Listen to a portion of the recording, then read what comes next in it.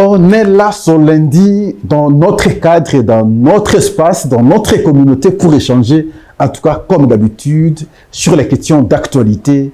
C'est ici que nous devons interagir. En tout cas, j'ai lu message par message. J'ai compris comment nous, Congolais, nous sommes soucieux de notre pays. Alors on se pose même la question, pourquoi parfois les choses n'avancent pas? Mais quand vous avez... vous suivez les points de vue des gens, vous sentez qu'on est tous déterminés pour résoudre les questions, en tout cas qui dérangent, ou sinon qui freinent le développement de notre pays. En tout cas, merci beaucoup. Merci, c'est comme ça que nous devons être. Ça me va au cœur. Nous devons continuer, partageons l'émission, en tout cas, commentons, aimons l'émission, aimons les différents points de vue, en tout cas que nous avançons à travers nos analyses. Je pense de cette façon que nous allons, en tout cas une fois de plus, rester à travers notre communauté. On a arrêté un sujet polonais du nom Mariusz Majewski, de nationalité polonaise bien entendu, pour espionnage et sabotage des installations de l'armée congolaise. Il avait été arrêté. Nous vous avons parlé de cette question ici. Mais aujourd'hui, ce sujet polonais est condamné à mort. Ah, vous savez, ici, avec cette peine chez nous, l'exécution est possible. Il est condamné à mort.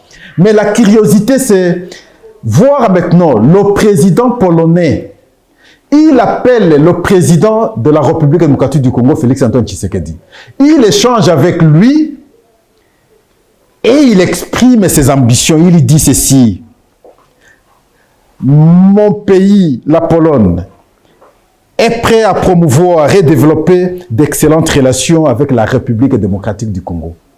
Et lui qui, dernièrement, nous avons suivi, qu'il a signé l'accord avec le Rwanda. Et maintenant, parce qu'il a compris que ces sujets nous ont espionnés et des décisions commencent à être prises par la République démocratique du Congo. Regardez comment ils font. Maintenant, ils passent par voie téléphonique, échanger avec le chef de l'État et commencer à l'amadouer, comme quoi nous allons promouvoir le développement, tout ça, nous allons échanger à cœur ouvert avec la République démocratique du Congo. La Pologne, qui dernièrement avec le Rwanda, les accords ont été signés. Son monde, il est compliqué et nous allons avancer comme ça. Nous avons insisté le week-end passé sur la prestation de nos militaires et sur le front. Effectivement, au moment où je vous parle, les Wazalendo avancent sans recul. Les FARDC avancent également sans recul. Au moment où nous parlons, ces envahisseurs ont peur. Et ils sont en débandade, en tout cas au moment où nous parlons. Cette question, nous l'avons largement expliquée la fois passée. Je crois qu'ici, nous pouvons vous balancer simplement. Regardez la détermination de Wazalendo sur le terrain. Augustin va vous balancer l'image. Regardez. Plus que déterminé. Et c'est ça, en fait, l'engagement des Congolais à ce jour. En tout cas, merci beaucoup. Nous avons quelques questions d'information. À Kinshasa, il y a eu un grand incendie au marché de Matete. Déclaré par quoi, provoqué par quoi, en tout cas les enquêtes vont nous le dire normalement. Malheureusement, vous savez, les enquêtes chez nous, c'est tout un problème. Beaucoup de dépôts sont partis. Beaucoup de boutiques sont parties. Donc, substantiellement, beaucoup de dégâts. Dans les conditions, vous savez, parfois, où nous vivons, avec notre électricité qui pose problème, quand il y a surcharge, je crois que des cas comme ça peuvent très facilement arriver. Parce qu'il y a des raccordements frauduleux qui sont faits par nous-mêmes parfois. Et additionner à cela le mauvais travail, la mauvaise prestation de la SNEL, donc tout est possible. On a déploré ce cas dans la commune de Matete, où le marché Je crois que ce n'est pas la première fois qu'on connaisse des cas comme ça au marché des Matete. L'autre cas déplorable, c'est l'écroulement d'un pont à Loubi, un pont à Loubi, donc dans le tronçon Mbujima et Kabea-Kamwanga. Il y a un gros véhicule qui venait avec des gens, avec des marchandises, et malheureusement, le pont n'a pas supporté et c'est tombé, le pont est coupé. Les gens disent, mais c'est vers le chef, chez le chef de l'État. Ah oui, ils ont raison, ils n'ont pas tort, c'est là, vers le chef de l'État. Kabea-Kamwanga, c'est le territoire du chef de l'État. Dans ces conditions que nous sommes, quand vous regardez souvent les ponts à travers le pays, c'est des anciens ponts nous laissés par les Belges qui sont jusqu'ici opérationnels. Et voilà des cas aujourd'hui. Je voyais certains ponts dernièrement ici à l'Office des routes où on essayait de monter les politiques. Je pensais que pendant les élections comme ça, pendant la campagne, ils allaient maintenant, en tout cas, jeter ces ponts à travers nos rivières. Mais j'ai l'impression comme si il y a quelque chose aussi qui ne va pas de l'autre côté. Du côté de l'Office des routes. Et c'est déplorable. Comme ça, autant que nous déplorons la qualité de nos infrastructures ici, très précisément les ponts, comme nous avons évoqué, autant nous parlons de temps en temps des routes. Il a plu aujourd'hui à Kinshasa, il n'y a pas passage. Je crois qu'Augustin a l'image, ne fût-ce qu'ici, ou les images de grandes avenues Kabambare. Le véhicule ne passe pas. Voilà pourquoi, rapidement, il nous faut un gouvernement pour qu'on ait des gens qui devront nous aider à travers leurs prestations, si possible. On attend ça.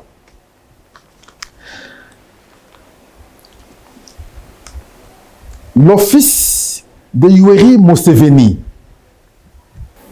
il s'appelle Mozi Kainerugaba. Ils ont des noms compliqués parfois. Il est général, il était venu d'ailleurs dernièrement ici, dans le cadre des mutualisations des efforts militaires avec l'Ouganda. Il était venu et nous avions engagé d'ailleurs le débat ici, nous posions la question pourquoi il devrait venir. Alors il s'est moqué de nous. Il s'est moqué effectivement des pasteurs. Mais quand vous analysez aussi son propos, vous n'allez pas parler de la moquerie, mais effectivement d'une réalité, parce que les pasteurs congolais nous abruitissent. Il dit ceci. Il y a un coup d'État manqué, heureusement. Mais pourquoi aucun pasteur congolais, ces pasteurs qui abrutissent les gens, qui ont des révélations, personne n'a été à mesure de déjà comprendre qu'il y a un coup d'État qui se prépare contre le pays. Et il se moque. Il dit des gens qui sont discrets, au lieu de s'engager au travail, au lieu de s'organiser normalement, ils sont toujours distraits dans des choses comme ça. Là, il n'a pas tort. Il y a aussi un frère qui m'envoie l'image ou l'analyse, je crois que je vais partager aussi avec vous, où dans cette vidéo, on dit la Corée du Nord ne respecte ni Bible, ni Coran. Il n'y a pas d'église là-bas. Mais toujours organisé. Et sur le plan militaire, maintenant, ils sont assis. Même les États-Unis ont peur de ces gens. Même si on peut dire que les gens meurent de faim. Non, sur le plan du développement, l'élan qu'ils prennent. Alors on se pose la question, Dieu n'est pas là ou Dieu est là? Je crois, si c'est possible, Augustin va vous balancer également cette vidéo. Et donc, quelque part, c'est une interpellation parce que nous en faisons beaucoup. Oui, nous devons prier parce que la grâce de Dieu existe, il nous apporte son souffle, il nous aide, il nous protège. Ça, il n'y a pas de débat. Mais n'en faisons pas trop avec les révélations des pasteurs, avec les postures des pasteurs.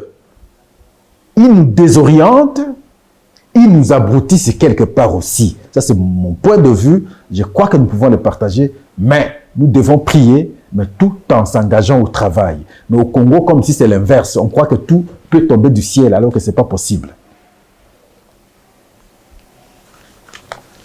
il y a, parce que lui a parlé par rapport à l'office de Yoweri Museveni, a parlé par rapport au fameux coup d'État, mais nous avons encore des révélations telles que l'ami du fils de Malanga, le fils de Malanga, c'est Marcel Malanga, son ami américain, dit que Marcel Malanga, le fils de Christian Malanga, les proposait un montant de 100 000 $ américains pour venir faire la sécurité en République démocratique du Congo.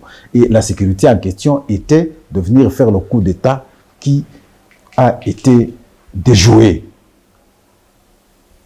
Le montant 100 000 $ américains. Alors nous, on se pose la question, d'où est-ce que Christian Malanga avait trouvé cet argent? Qui avait financé Christian Malanga pour que son fils, Marcel Malanga, soit fou, fasse la folie de cette manière? Nous espérons que les services, les enquêtes ne vont pas s'arrêter à la mort de Christian Malanga, à l'arrestation de quelques assaillants, mais je crois qu'on va pousser la réflexion plus loin pour identifier aussi les commanditaires. Mais la question qui, en tout cas, intéresse les Congolais aujourd'hui, c'est la sortie du gouvernement. Jusqu'à quand? Pascal, avant de monter sur ce plateau, j'ai eu des informations que, effectivement, c'est aujourd'hui lundi que le gouvernement sera publié. Mais d'autres, dans le passé aussi, ont donné des informations très sûres, comme je le fais aujourd'hui. Mais le gouvernement n'est jamais sorti. Les gens ont commencé à spéculer, ils vont dans tous les sens. Ils disent, bon voilà, parce que le chef ne voudrait pas les membres des partis politiques, non mais parce que les anciens membres du gouvernement ne sont pas les bienvenus, mais c'est parce qu'il y a certains caciques de l'Union sacrée qui ont bien voulu envoyer leurs enfants, ainsi de suite. Ce sont des spéculations.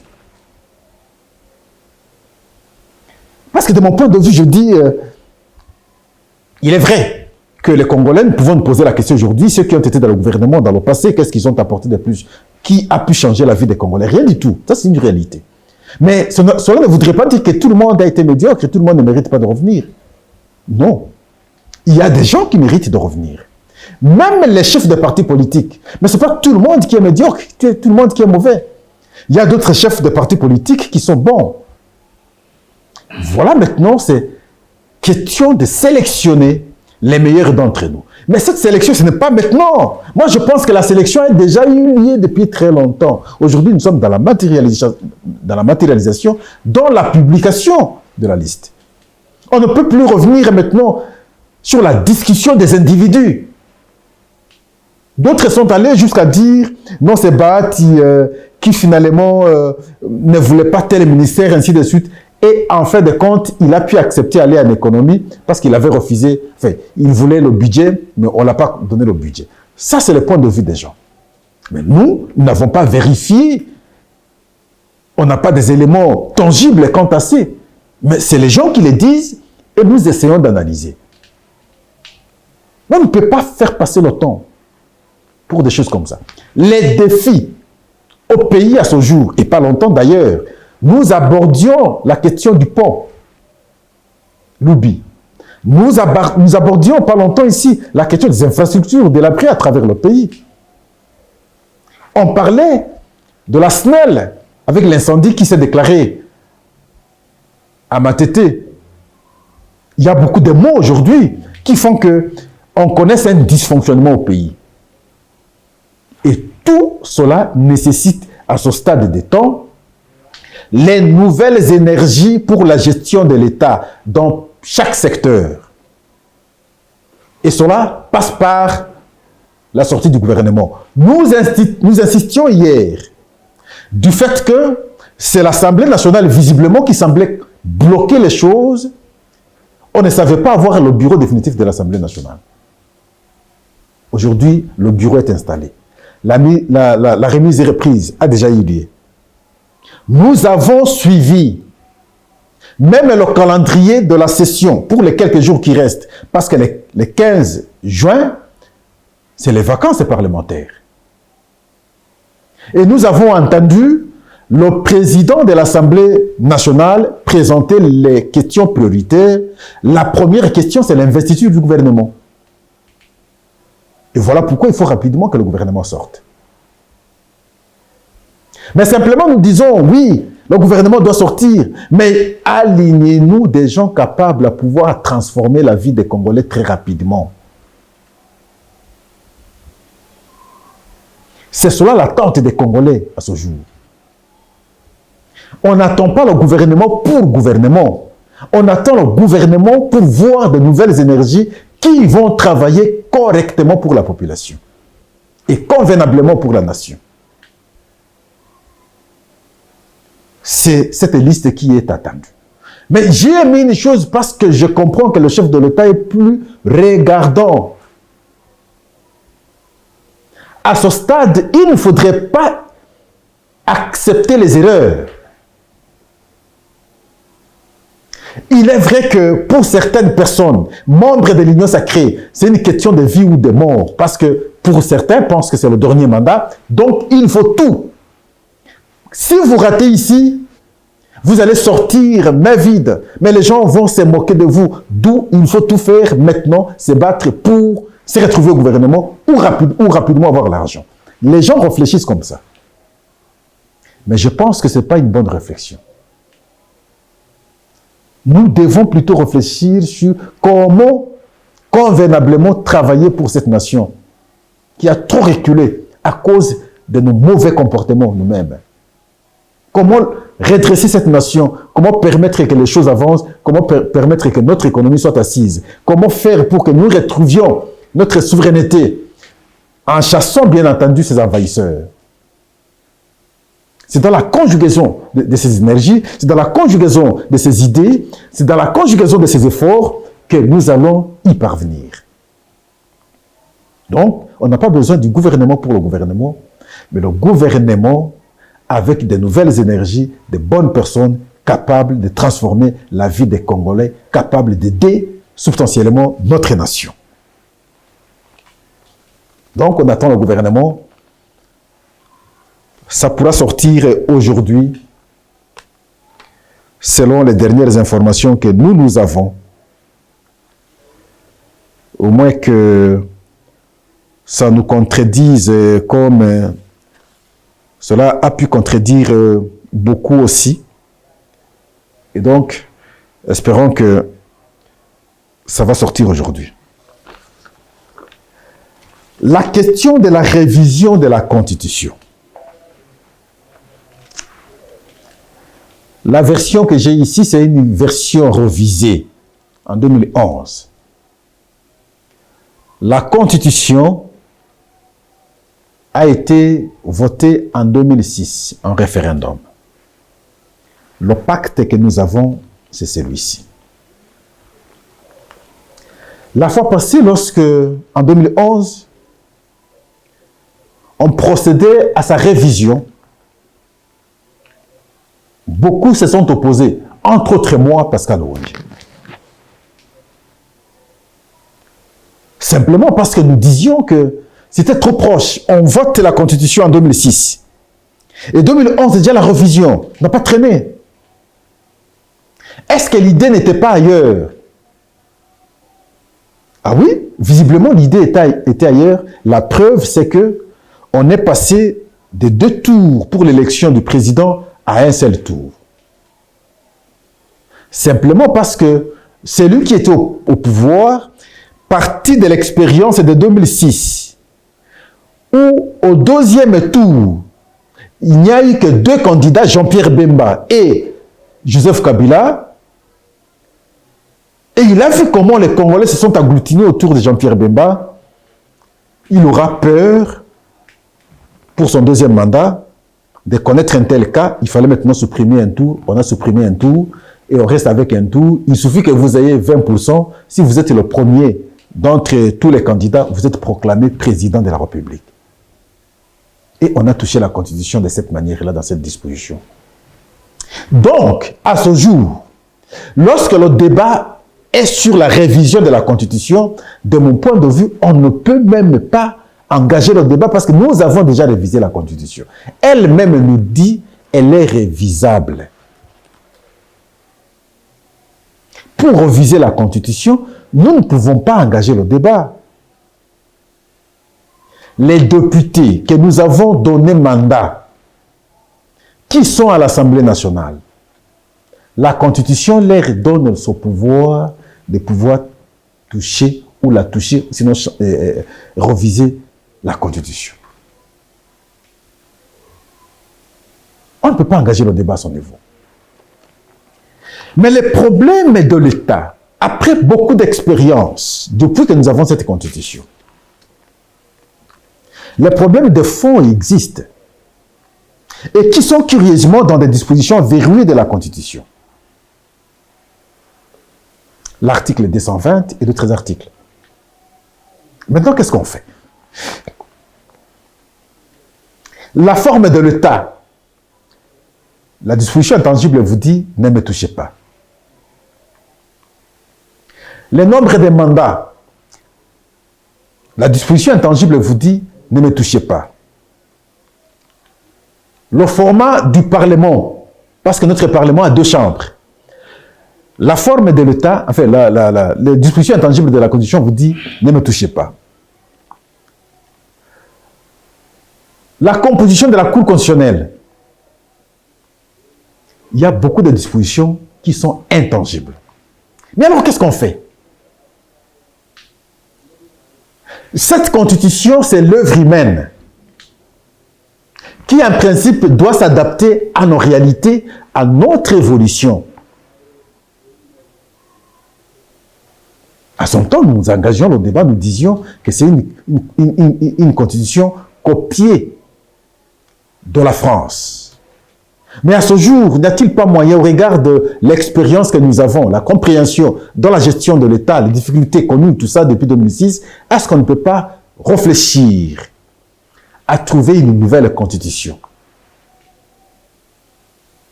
Les avis à ce niveau divergent. Les uns disent que la Constitution ne nous bloque pas. J'ai suivi le professeur Mampouya. Qu'en son temps, je vais vous dire, moi, Pascal, j'ai eu engagé beaucoup de débats avec lui. 2009, 2010 et 2011, avant la révision de cette Constitution, avec le professeur Mampouya, c'était pratiquement chaque jour sur le plateau de télévision. Et même lorsque nous avons engagé le débat, en 2016-2017, sur l'article 70, le chef de l'État reste en fonction jusqu'à l'installation du nouveau président, toujours avec le professeur Mampouya, moi Pascal. Et quand vous prenez les arguments qu'il défendait hier, parce qu'il était du camp de Joseph Kabila, vous prenez les arguments qui tiennent aujourd'hui, sont des arguments opposés et contradictoires. Et pourtant, il est parmi les rédacteurs de cette Constitution. Pourquoi cette contradiction? Simplement parce que peut-être qu'il ne trouve pas ses intérêts. Mais nous ne pouvons pas réfléchir la Constitution par rapport aux intérêts des uns et des autres. Ce n'est pas intéressant. Oui, lorsqu'on dit la Constitution ne nous empêche pas de travailler, mais ils n'ont pas tort, les gens qui réfléchissent comme ça. Elle est aussi bonne, cette Constitution, parce qu'elle nous a permis, en fait, d'asseoir l'État républicain. Nous avons une république aujourd'hui assise sur base des dispositions de cette Constitution. Les institutions sont réparties sur base de cette Constitution. Ça, c'est un aspect positif, il n'y a pas de débat. Si parfois, il y a dans certains niveaux ou dans certains endroits de réalisation de nos efforts, si on ne parvient pas à les faire, parfois c'est notre incapacité. Ça veut dire que nous sommes quelque part limités. On me donne un secteur, je ne sais pas le faire, parce que simplement, c'est sous le soleil, je trouve prétexte à la Constitution. Ce n'est pas bon. Mais aussi, en toute réalité, lorsqu'il faut rester dans l'évolution et qu'on analyse la question froidement, de mon point de vue, moi, Pascal, je pense qu'elle mérite d'être adaptée avec notre évolution.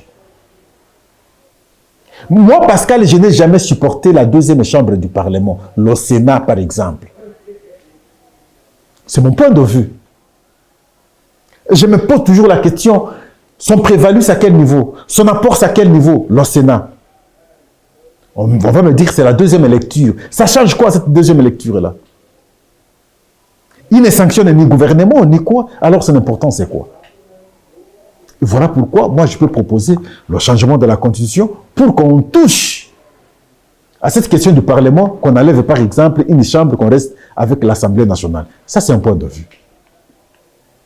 Pascal, je réfléchis toujours, chers frères et sœurs. C'est une réflexion de mon point de vue. La question du mandat, c'est verrouillé dans la Constitution, dans les dispositions intangibles. Quand vous regardez bien, lorsque nous allons aux élections, ou lorsque nous préparons les élections, lorsque nous allons d'abord aux élections, nous perdons pratiquement une année pour les préparatifs électoraux. Et à ce moment-là, en tout cas, les institutions ne fonctionnent pas bien. Et les gens sont focalisés sur comment être élus. Et le temps passe. Après le pouvoir, après les élections, nous perdons également une année.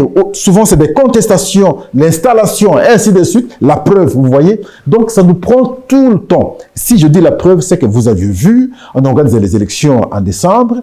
L'investiture du gouvernement ne devrait obligatoirement intervenir qu'après le 15 mars, parce que cette constitution nous dit le gouvernement ne peut être investi que par le bureau définitif de l'Assemblée nationale lors d'une session ordinaire. Et donc, nous perdons les 4 mois qui suivent après les élections. Et Pascal, j'ai toujours proposé, c'est une proposition, chers membres de la communauté, qu'on ait par exemple les mandats, du coup, un seul mandat, pas deux, un seul mandat de 10 ans. Vous ne revisez pas 10 ans. C'est vrai, parce que quand on a le pouvoir aussi, beaucoup d'appétits viennent. Quand on a le pouvoir, d'autres ambitions naissent, ainsi de suite. Ça, c'est vrai, je reconnais. Mais en tout cas, on dit par exemple 10 ans.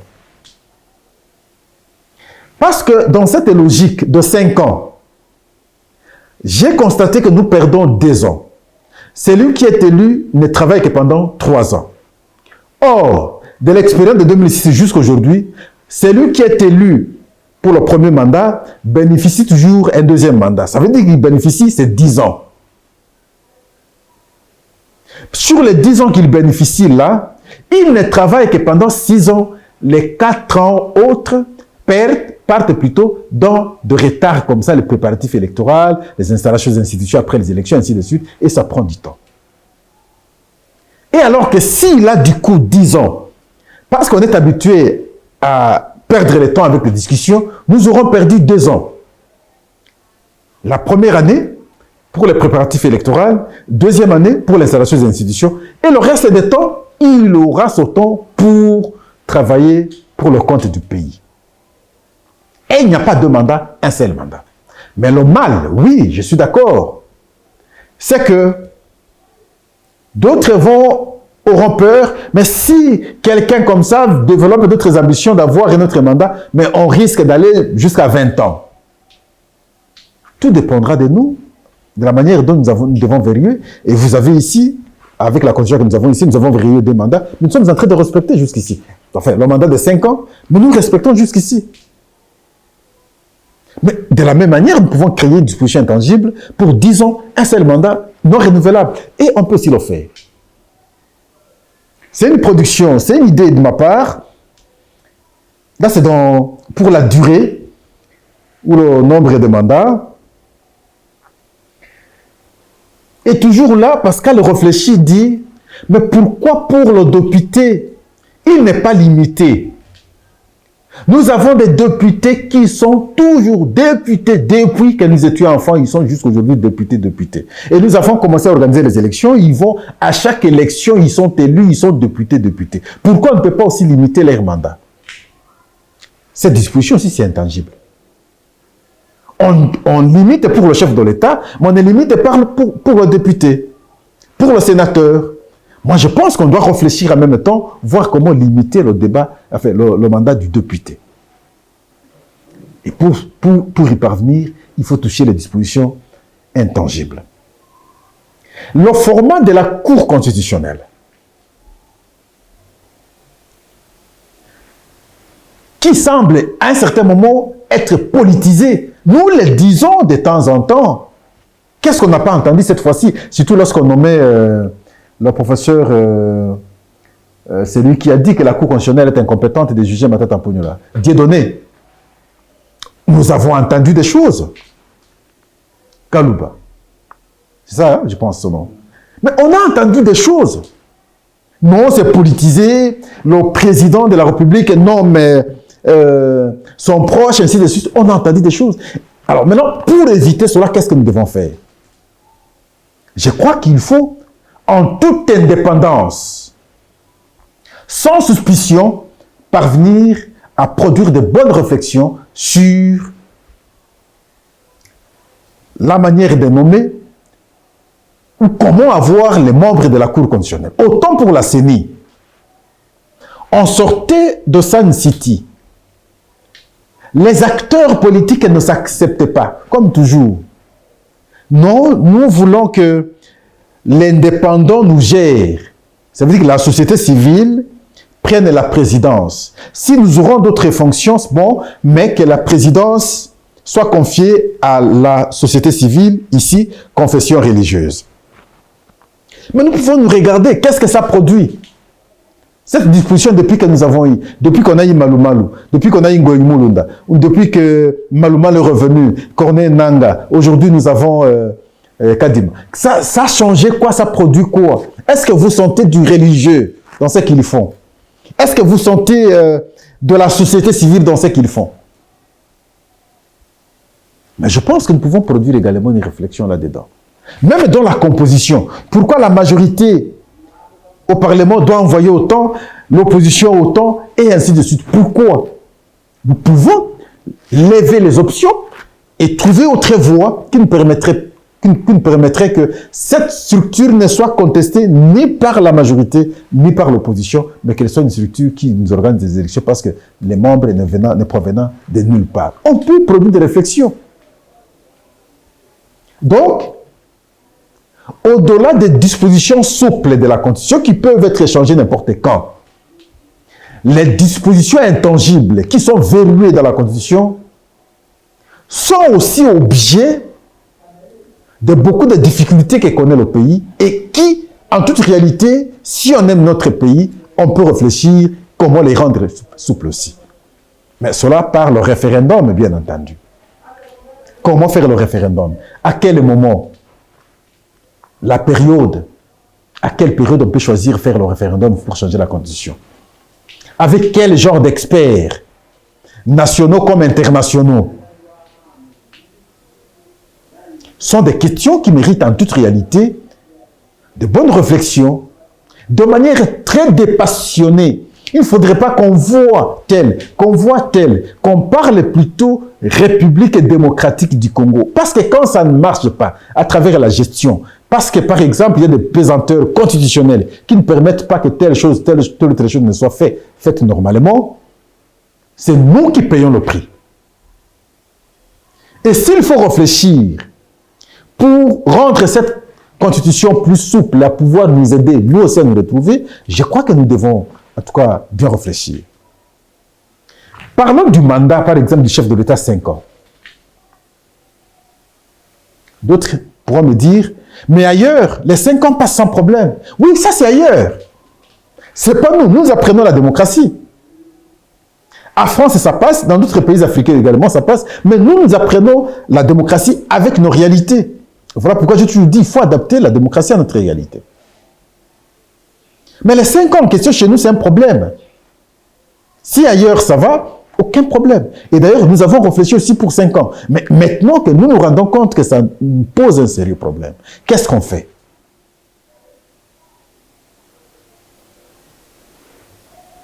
Je crois qu'avec courage, on peut réfléchir.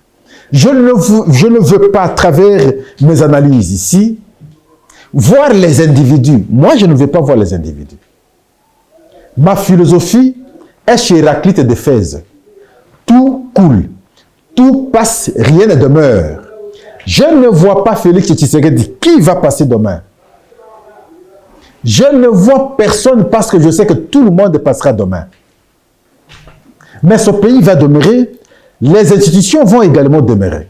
Et voilà, nous devons plutôt réfléchir par rapport à la stabilité de nos institutions, pour qu'en fait, quand nous puissions nous retrouver, ne voyons pas les individus. Si ce n'est pas apporté aujourd'hui, on peut laisser.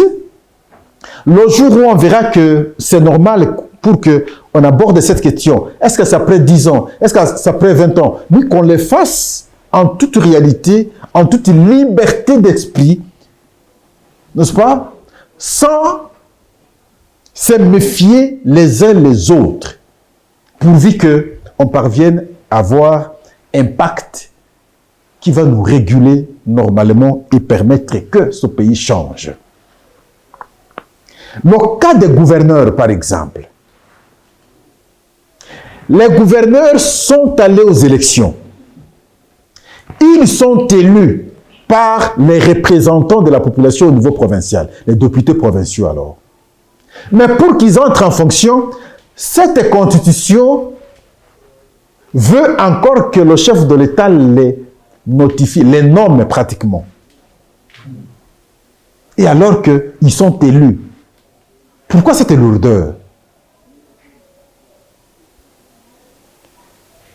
Quand les députés nationaux ou provinciaux, quand les députés nationaux ou les députés provinciaux sont élus, il suffit que la Cour constitutionnelle confirme.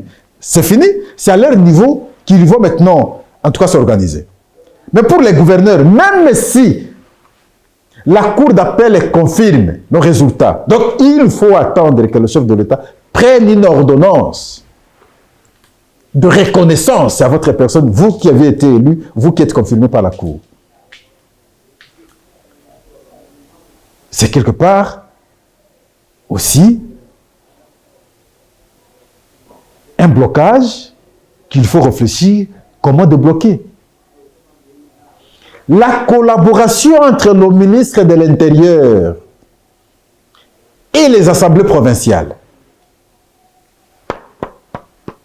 Ici, la compétence, le pouvoir du ministre de l'Intérieur n'existe plus. En tout cas, de mon point de vue, on peut commencer à aller point par point et voir comment nous pouvons rendre notre constitution plus souple. Je ne dis pas qu'elle est mauvaise, non, elle est bonne. Mais l'adapter à nos réalités et expériences vécues depuis que nous l'avons, je pense que c'est plus intelligent de notre part parce qu'en fait de compte, nous ne cherchons que l'évolution ou le bonheur de chacun d'entre nous dans cette communauté qui est la nation congolaise. En tout cas, merci beaucoup. Je pense que nous aurons le gouvernement probablement aujourd'hui.